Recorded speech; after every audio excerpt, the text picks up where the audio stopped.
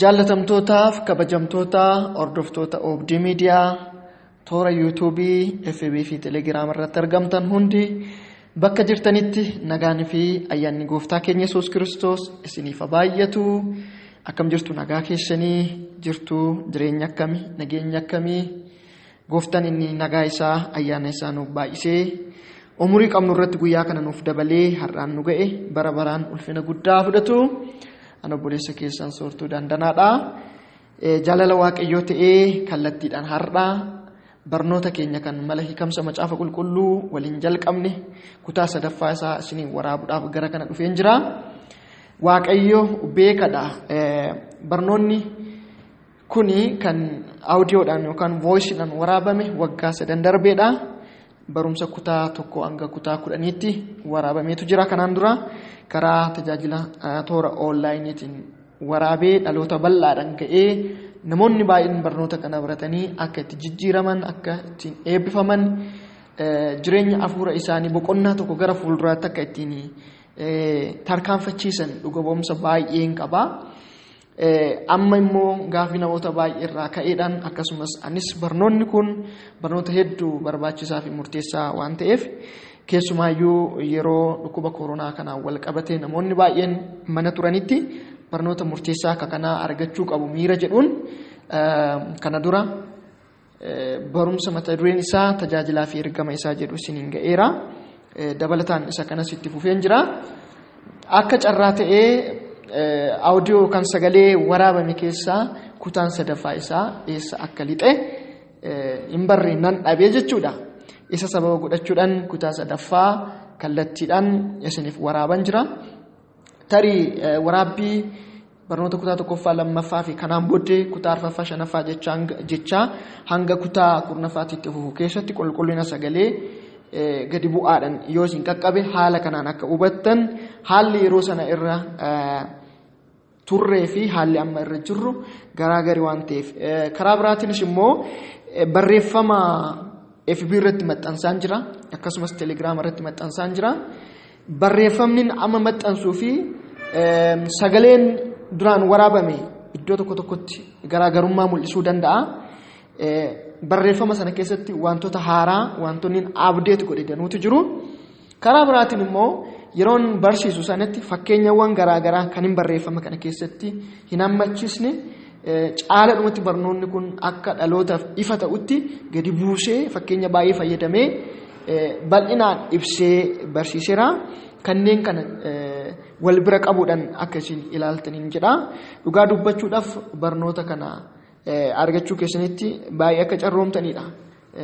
Kan hin dubbachuu barbaadu akka qoosatti akka laalle sababni isaa barnoota kana argachuudha birrii baay'ee baasneeti kan nuti mana barnootatti arganne. Sumaayyuu barana ni baradhu haala kanaan afaan Oromootiin barnoonni kun qophaa'ee kennamaa hin turre. Inaaffadhuma kanaan barnoota kana gara afaan Oromootti fiduudhaan kan hin kennuu jalqabe. Gooftaan ulfina guddaa fudhatu. Egaa barnoota keenya kutaa 1ffaa fi 2ffaarraa waan guddaa akka baratan naaf gala. Har'a immoo kutaa 3ffaa isaa bifa kanaan qabadhee isiniif dhufeera. Daqiiqaa muraasa keessatti barnoota kana kan inni isiniin ga'u yommuu ta'u kutaa 4ffaa 5ffaallee qajeelfama hafuura qulqulluutiin kutaa 5ffaa barsiisuu jalqabee akkan kadhadhuuf hafuura qulqulluu yeroo sana abboomeennaan kadhannaadhaan dabarse amanee nama fudhatu hundumaa fi distaansii fi yeroon hin daangessu dubbii hafuuraa waan ta'eef akkuma jirutti kutaa 5ffaa isaas isiniin hanga'a. Yeroo isin qaqqabeetti hafuuran ta'atii kadhannaa sana hordofaa. Bara darbee yookaan waggaa 3 dura yoo waraabame illee kadhata amantii fi humna of keessaa qabu. Keessumaa waa'ee dibata waa'ee guutamuu hafuura qulqulluu irratti hin kadhadhe waan ta'eef isin garraamummaadhaan fudhattaniitu taanan isin irratti hojjeta. Sagaleen Waaqayyo har'aa ittiin barannuu fi ittiin jireenya keenya jijjiirru waggaa 1000 dura kan inni barreeffame. Haa ta'u malee har'a dhugaaf hafuuran taanee waan dubbifnuuf humni kaleessa hojjetaa ture jireenya keenya irratti isin hojjeta jechuudha. Haala kanaan kutaawwan afan isiniin hanga'a. Gooftaan ulfina guddaa haa fudhatu.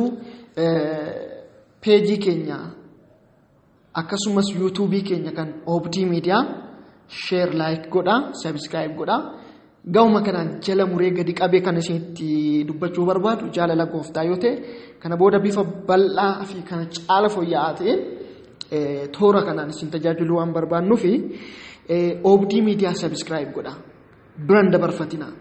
Akkasumas tajaajila toora kanaan darbuun warreen eebbifamtan dhugumaan dubbii Waaqayyoo toora kanaan darbu jireenya keessan jijjiireera yoo ta'e hiriyoota keessaniif share godhaatii hiriyoonni keessan akka subscribe godhaa. Hordoftoota baay'ee qaqqabuu barbaanna. Bargiti chaanaaliin keenya FB irratti hordoftoota 31,000 ol horateera. Toora kanarratti bal'inaan hojjetaa waan hin turreef isa kanarratti akka hojjettan jaalala Waaqayyootiin isin affeeruun barbaada. Telegiraama keenyas hordofaan isiniin jedha. Gara kutaa sadaffaa guyyaa har'aatiif qabadhee dhufettiin isin deebisa. Waaqayyoon ni kadhannaa. Waaqayyo akka nutti dubbatu ni kadhannamee hafuura kadhataa keessa taanee immoo wangeela Yohaannisiin boqonnaa 14 lakkoofsa 26 isiniif dubbisa. Akkas jedha. Inni isiniif dubbatu hafuurri qulqulluun inni abbaan maqaa kootiin ergu garuu waan hundumaa isin barsiisa. Waan ani isinitti hime hundumaas isin yaadachiisa jedha. Yaa Waaqayyo, Waaqa hunda dandeessu, Waaqa bara baraa, barri kan sin jijjiirre, haalli kan sin jijjiirre, bara mootee kan jiraattu, hangafa nagaa ilma Waaqayyo Yesuus Kiristoos, Waaqa durii, Waaqa har'aa, Waaqa boruu, Waaqa bara baraa, galanni guddaan bara baraan siif haa ta'u. Jaalala addaati nuuf qabduuf tola keef gaarummaa keetiin jiraanne sababa ayyaana kee har'a geenye maqaa nama Naazreetu Yesuus Kiristoosiin maqaan kee haa eebbifamu. Waan nu eegdeef, waan nu baatteef, waan nu gargaarteef, waan nu gaggeessiteef iddoo har'aan nu geessiif. Har'a akka arginu har'a akka jiraan eeyyama kee waan ta'eef galanni guddaan siif haa ta'u. Har'a kan nuti geenye balaan dhabamee duuti dhabamee kan nu miidhuuf nu balleessuu barbaadu dhabamee miti. Sababa ayyaanni kee faraarri kee nuuf baay'ateef ulfinni siif haa ta'u. Egaa gooftaa koo carraati nuuf laattetti fayyadamuudhaan dubbii kee waliin ga'uudhaaf toora kanarra dhufneerra. Anis obboloonni koo warri barumsa kana hordofan toora kanarra jirra. Barsiisaan dhugaasidha. Hafuura qulqulluutti nu barsiisi. Anis yaada kan kee dhaloota kanaan akkan ga'u. Dhaloonni kunis waan dubbadhu qixaan hubatanii asirraa barumsa dhugaa jireenyaa jiruuf jireenya isaaniitiif ta'u akka isaan fudhatan tajaajila isaanii boruutiif waan isaan gargaaru toora kanarra akka isaan argatan ati gargaari. Namni tokko toora kanarra dhufee sagalee kana banatee gara chaanaalii Obdii Miidiyaa dhufee otoo hin jijjiiramin, otoo hin eebbifamin, otoo waan haaraa tokko hin argatiin akka deebi'ee hin galle, gaaffiinsaa deebi'ee otoo hin deebiin, hiibboonsaa otoo hin hiikkatiin deebi'ee akka hin galle jaalala keenaaf haa ta'u. Kanan gootaa ulfaadhu maqaa Yesuusiin. Ameen. Barreeffama isaa Paaster Dandanaa Margaa isa jedhu irratti peejii dhuunfaa koo irrattidha kan hin maxxansu. Obdii Miidiyaa irratti immoo sheer godhaatin jira. Tole egaa kutaa sadaffaa qayyabannaa macaafa qulqulluu keessatti hojiin hafuura qulqulluu maali yookaan hojii hafuura qulqulluu kan nuti ilaallu isa kanaadha. Egaa macaafa qulqulluu keenya qayyabachuu qabnaa jenneerra. Yeroo qayyabannu akka kitaaba kaanii callisneetuma dubbisuudhaan irra deddeebinee dubbisuudhaan dhugaa fi ergaa macaafa qulqulluu keessa jiru fudhachuu hin dandeenye. Maalree hafuura qulqulluu keessa taanee hafuura qulqulluutti hirkachuudhaan. Qayyabannaa macaafa qulqulluu keessatti hafuurri qulqulluu gahee guddaa taphata waan ta'eef. Hafuurri qulqulluu jireenya amantootaa keessattii fi qayyabannaa macaafa qulqulluu keessatti hojii guddaa hojjeta. Hojiin hafuurri qulqulluu hojjetus hedduudha. Amma kan nuti kaafnu waanuma muraasa fi ijoo isaa ta'e qofaadha. Sababni isaa waa'ee hafuurri qulqulluu daqiiqaa muraasa keessatti dubbannee fixuu hin dandeenyu waan ta'eef. Tajaajilaan itti gaafatamummaa sagalee Waaqayyoo ciminaan qayyabachuu yommuu ba'atutti yeroo mara humna hafuura qulqulluutti hirkachuu qaba. Dubbiin hafuura qulqulluutiin alatti ifa galeessa miti waan ta'eef. Akkasumas hojiin hafuuraa kan hin hojjetamu hafuuruma qulqulluudhaan waan ta'eef yeroo hunda hafuura qulqulluutti hirkachuun hafuura qulqulluu dhaggeeffachuun baay'ee barbaachisaadha. Kanaafidha namoonni baay'een gooftaa Yesuus Kiristoositti amananii hafuura qulqulluu otoo hin fudhatiniin macaafa qulqulluu dubbisuudhaaf gaafa yaalan kan isaanitti bitaacha'u dhugaan macaafa qulqulluu keessa jiru ifatti kan isaanitti mul'achuu dhiisu sammuu foonitiin waan dubbisaniif hafuurri qulqulluu keessa isaanii keessa waan hin jirreef. Kana miti Waaqayyo yoo nama gargaare malee hafuurri qulqulluu nama gargaare malee Iyesuus gooftaa jechuun illee akka hin danda'amne. Jechaaf yoo ta'een alatti aboo gooftummaa Iyesuus Kiristoos sirriitti dubbachuun illee akka hin danda'amne wangeelli keenya nutti dubbata. Egaa yeroo qayyabannaa keenyaatti hojiin hafuura qulqulluu maali? Maal hojjeta hafuurri qulqulluu? Tokkoffaan dhugaa Waaqayyoo nu barsiisa. Hafuurri qulqulluun maal nu barsiisa? Dhugaa Waaqayyoo wangeela keessa jiruu fi dhugaa Waaqayyoo kan kaleessa ture, kan har'aa fi kan bara baraan itti fufu nu barsiisa. Kutaan sila isiniif dubbise wangeelii Yohaannis boqonnaa 14:26 irraa inni isiniif dubbatu hafuurri qulqulluun inni abbaan maqaa kootiin ergu garuu waan hundumaa isinin barsiisa. Dhugaa nu barsiisa hafuurri qulqulluun. Inni biraa gara dhugaatti nu gaggeessa. Hafuurri qulqulluu dhugaa nu barsiisee qofa miti. Dhugaa sanatti akka jiraannu, dhugaa sana bira deemnee akka geenyuuf gara dhugaatti nu gaggeessa. Hojii hafuura qulqulluu keessaa tokko gaggeessuudha. Kallattiin itti gaggeessu immoo kallattii dhugaattidha jechuudha. Haaleluyyaa. Akkasumas Yohaannisuma boqonnaa 16:13 irraa arganna jechuudha. Inni sadaffaan dogoggora akka adda baafnu nu taasisa. Wantoonni sirrii hin taane, wantoonni soroorfamuu qaban maal akka ta'an akka sirriitti barree adda baafnu. Qincii fi qamadii, dhugaa fi soba, qajeela fi dogoggora akka adda baafnuuf nu gargaara. Nuuf ibsa jechuudha hafuurri qulqulluu. Yohaannis 1:20 fi 26 yoo dubbifattan ni argattu. Inni biraa dhugaa hubachuu fi fudhachuu akka dandeenyu sammuu keenya nuuf bana. Dhugaa hubachuu fi dhugaa sana fudhachuu, dhugaan sun ifa akka nuuf ta'u, dhugaa sana immoo fudhannee akka itti jiraannuuf nu gargaara. Qorontoos jalqabaa boqonnaa 2:12-14, Ximootoos lammataa boqonnaa 2:7, Wangeela Luqaas boqonnaa 24:45. Inni gara biraa dhugaa fi yaada Waaqayyoo hubanneef akka abboomamnuu fi akka dubbichaatti akka jiraannuuf humna nuuf kenna. Argitanii? Amma beekuun kan biraadha. Itti jiraachuunis immoo waan biraadha. Namoonni baay'een dubbii Waaqayyoo sadarkaa beekumsaatti hin beeku. Keessumaa sadarkaa tiyooloojiitti barnoota olaanaarra warreen ga'an kan isaan nutti himan beekumsa. Beekumsi kan biraa, jireenyi garuu kan biraadha. Beekuun qofti ga'aa miti. Hafuurri Waaqayyoo isa beekne sana, dhugaa barre sana, dhugaa nuuf gale kanatti akka jiraannuuf humna nuuf kenna. Kanaafidha yeroo hundumaa humna hafuura qulqulluu kan nuti kadhachuu qabnu. Hafuura qulqulluu humna isaa akka nuuf kennuuf. Filiiphisius boqonnaa 1:13, Hisqeel boqonnaa 36:27, Qorontoos jalqabaa boqonnaa 1:29 irraa arganna jechuudha. Baay'ee luqqisiiwwan kan hunda bira deemee yommuu dubbisu yeroo nuun ga'u, isin garuu barreeffamaanis isiniif kaa'ameetu jira waan ta'eef luqqisii macaafa qulqulluu kana dubbisaatii hubannaa gaarraa argadha. Inni gara biraa waa'ee macaafa qulqulluu amantaan yookaan ijjannoo nuti qabnu maali? Waa'ee macaafa qulqulluu amantaan waldaan kiristaanaa, ijjannoo waldaa kiristaanaa qabdu maali? Bu'uurri amantii kiristaanummaa kan deeggaru.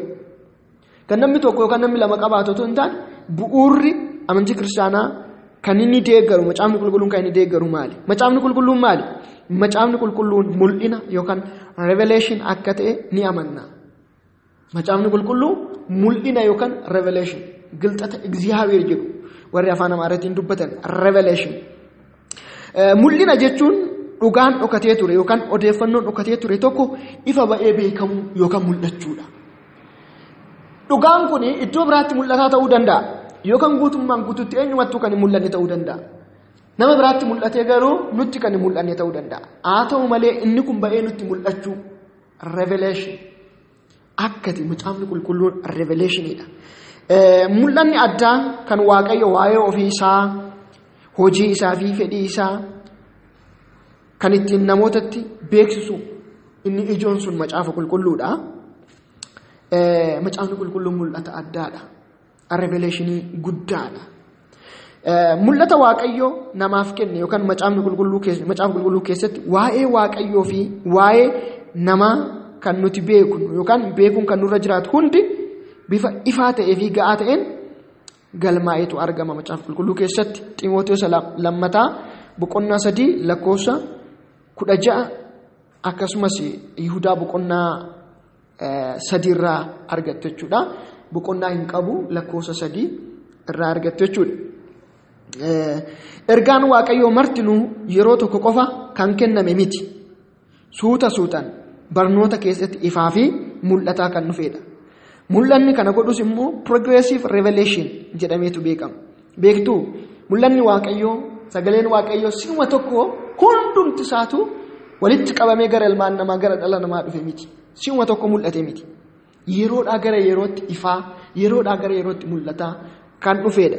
Inni kunis egaa progressive revelation jenna. Progressive revelation jechuun yeroodhaa gara yerootti through a process gradually dabalaa kan dhufedha. Sababni isaa macaafni qulqulluu kan dubbii waaqayyoo kun nama tokko qofa address godhee saba tokko qofa address godhee kan dhufe otoo hin taane nama sadarkaa garaagaraa fi yeroo garaagaraa jiraate hawaasa garaagaraatiif dhufe waan ta'eef. Ergaan dhugaa tokko sagalee isaa keessatti kakuu moofaa caalatti kakuu haaraa keessatti ibsamaa dhufeera jechuudha. Fakkeenyaaf macaafa kakuu moofaa keessatti wanti dubbatamee fi dhugaan kaa'ame baay'een caalatti kakuu haaraa keessatti ife. Kakuu moofaa shaadoo yookaan xilaa jenneeti kan nuti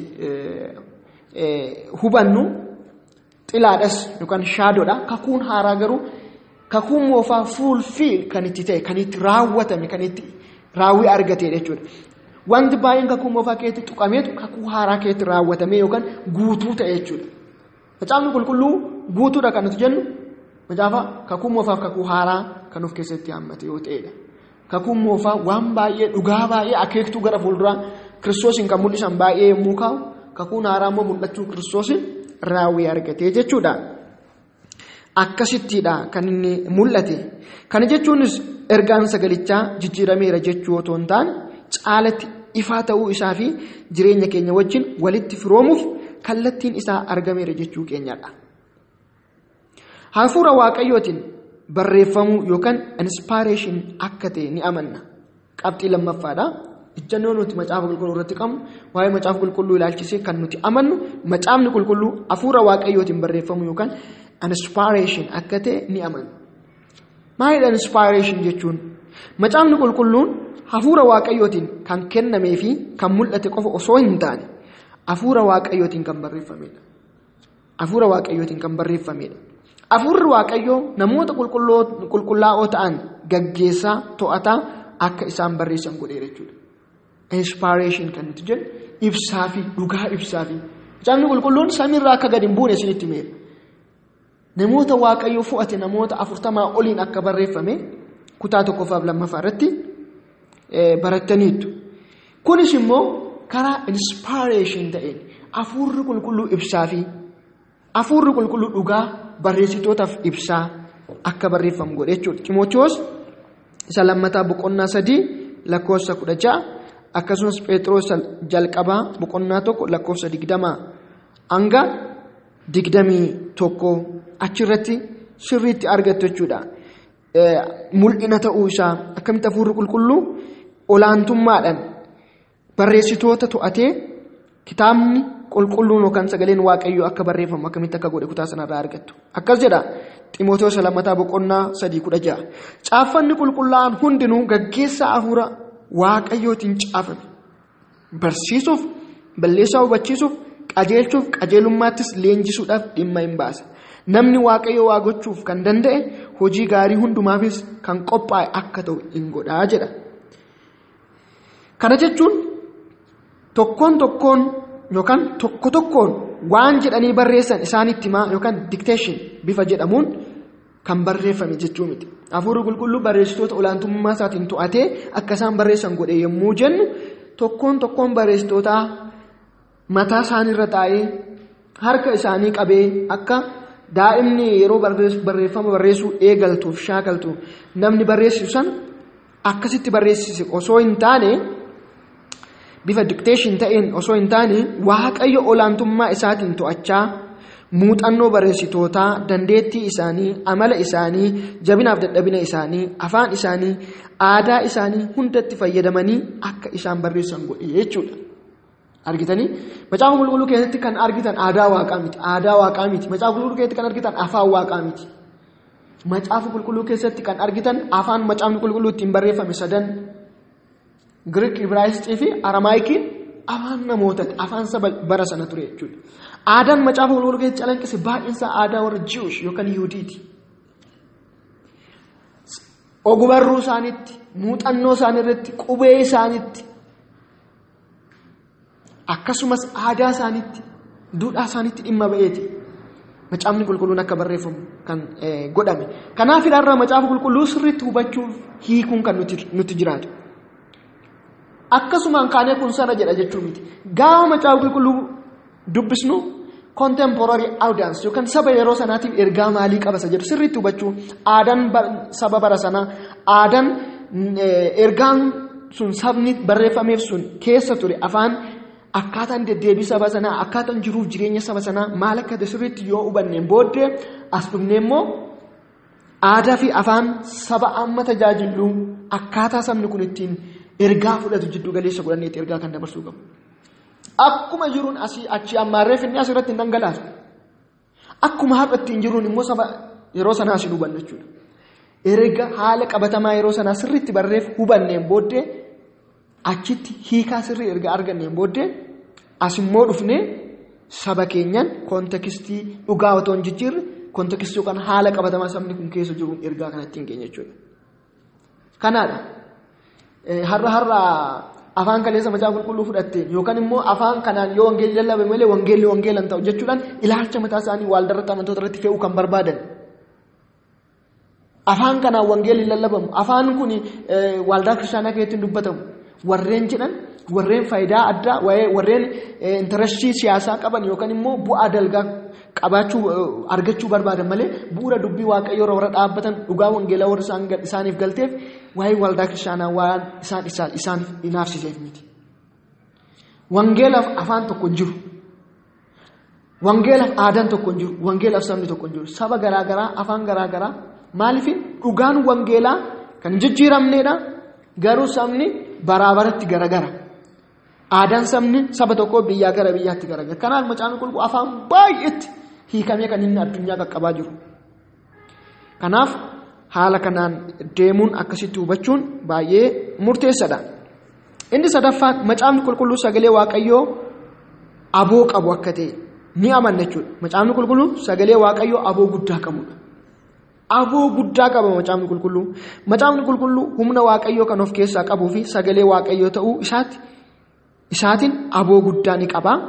Kana waan ta'eef ragaalee ogummaawwan beekumsi ilaalchi fi kitaabonni kamuu kan ittiin madaalamanidha jechuudha macaafa qulqulluudhaan.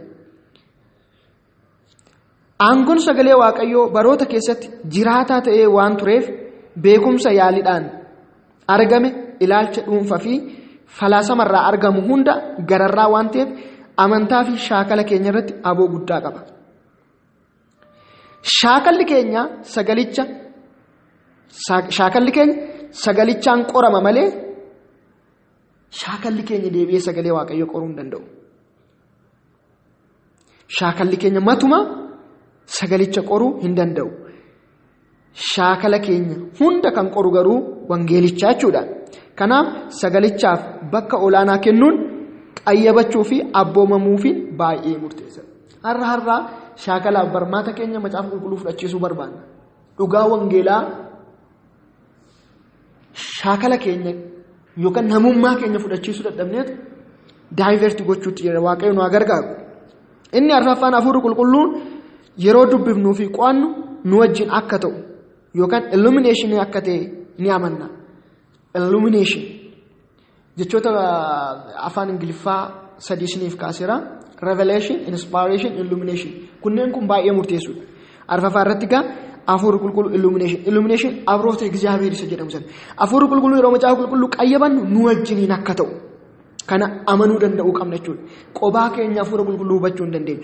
Akkuma kaleessa barreessitoonni qophaa isaanii macaafa qulqulluu hin barreessine, akka qophaa isaanii macaafa qulqulluu hin caafne, hafuura qulqulluu wajjin ta'anii akkuma caafan har'as nuti macaafa qulqulluu gaafa dubbifnu qophaa keenya miira keenyaan fooniin dubbisuuf hubachuu hin dandeenyu hafuura qulqulluu wajjin malee. Amanaanii fi tajaajilaan tokko sagalee Waaqayyoo hubachuu fi fudhachuu kan danda'u hafuurri qulqulluun amanaa fi tajaajilaa sana wajjin yoo ta'e qofaadha. Isa kanas wajjin ta'uu hafuura qulqulluu yookaan illumination jenneetu waamna. Hafuurri qulqulluun warra dubbisaniif dhugaa akka argataniif ni ibsa. Yeroo kun ta'u Waaqayyo yookaan hafuurri qulqulluun karaa sagalee isaatii saba isaatti dubbatee jenna. Yeroo hafuurri qulqulluu karaa macaafa qulqulluutiin dhalootaaf dhugaa ibsu hafuurri qulqulluu karaa dubbii isaatiitiin dubbate jennee fudhanna jechuudha. Qorontos isa jalqabaa boqonnaa 2 lakkoofsa 14 irraa. Hafuurri qulqulluun dhugaa sagalichaa akka hubannuuf jireenya hiikaa qabu akka jiraannuuf yaada fi dhugaasaa yeroo hunda bifa haaraa ta'een akka hubannuuf jecha sagalee Waaqayyoo nu hubachiisa jechuudha. Nuuf ibsa jechuudha. Argitanii? Hafuurri qulqulluu dhugaa sagalichaa akka hubannuuf jireenya hiikaa qabu akka jiraannuuf yaada fi dhugaasaa yeroo hunda bifa haaraa ta'een akka hubannuuf jecha maal nu barsiisa? Sagalee Waaqayyoo nu barsiisa, nu hubachiisa jechuudha. Tole egaa inni biraa adeemsa yookaan qajeelfama macaafni qulqulluun ittiin qayyabannu.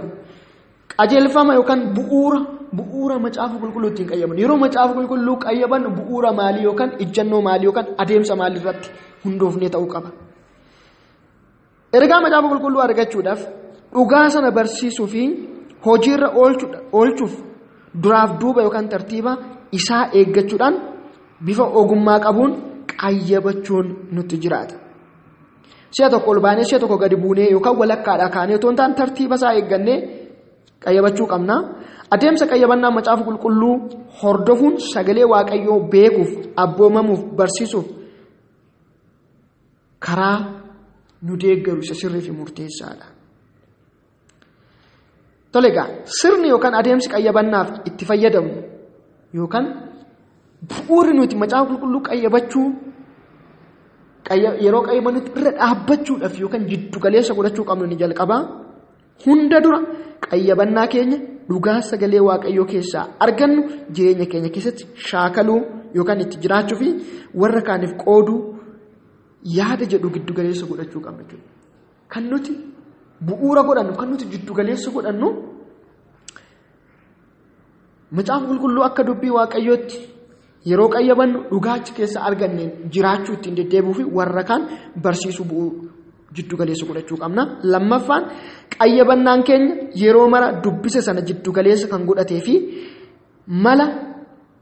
maal akka jedhu hubachuu jiddu galeessa kan godhate ta'uu danda'u qaba. Argitanii qayyabannaan keenya maal jiddu galeessa godhachuu qaba? Kutaa sana kutaa macaafa qulqulluu jiddu galeessa godhachuu fi kutaan sun maal akka jedhu irratti kan hundaa'e ta'uu qaba malee waan kutaan sun hin jenne, waan kutaan sun hin dubbanneef ergaanni dabarsuu hin barbaanneef inni keessa galchuudhaan ta'uu hin qabu. Sadaffaan qayyabannaan keenya dhugaa fi yaada dubbisichi yookaan kutaan sun qabatee jiru hubachuu yaaluuf malee ani dhugaadha jedhee kanan amanu sagalicha keessatti dabaluuf yookaan sagalicha keessaa kan hin jirre dubbisuuf kan yaallu miti jechuudha. Kun wanta baay'ee murteessaa garuu immoo har'arratti namoonni baay'een ittiin dogoggoraa jiranii fi irraa of sirreessuu qabanidha.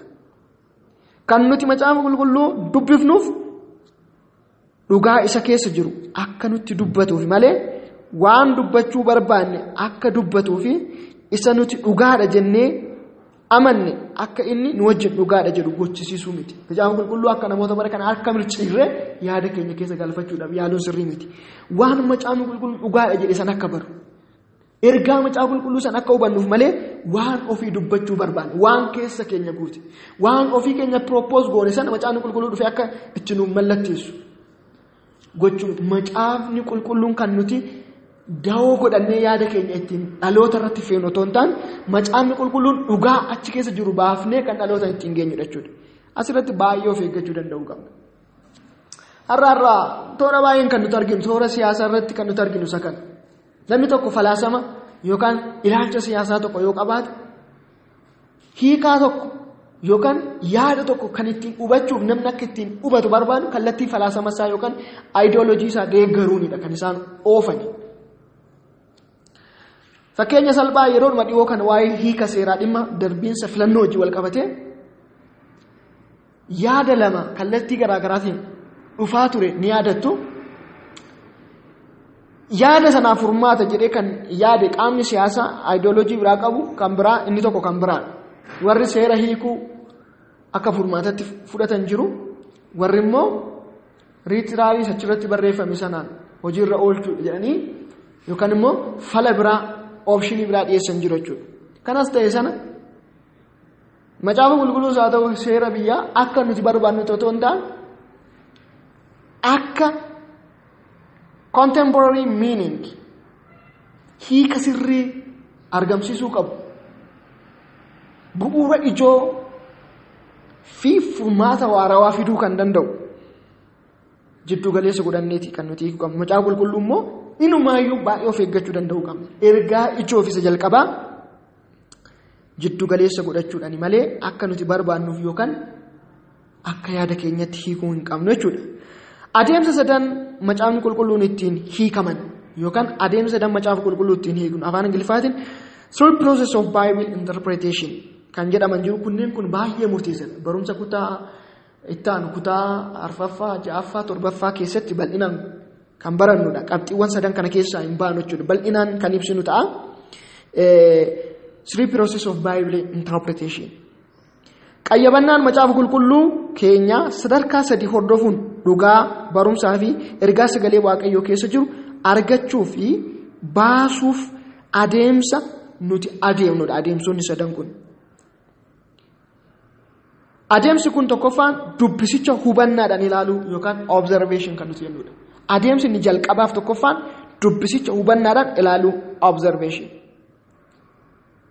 Dubbisicha of eeggannoodhaanii fi guutummaatti irra deddeebi'uudhaan ilaaluu, dubbisuu fi gaafachuun qayyabachuu qabna jechuudha. Maal ilaallasa jedhu immoo akkuma isin kutaa arfaffaa keessatti ilaalla.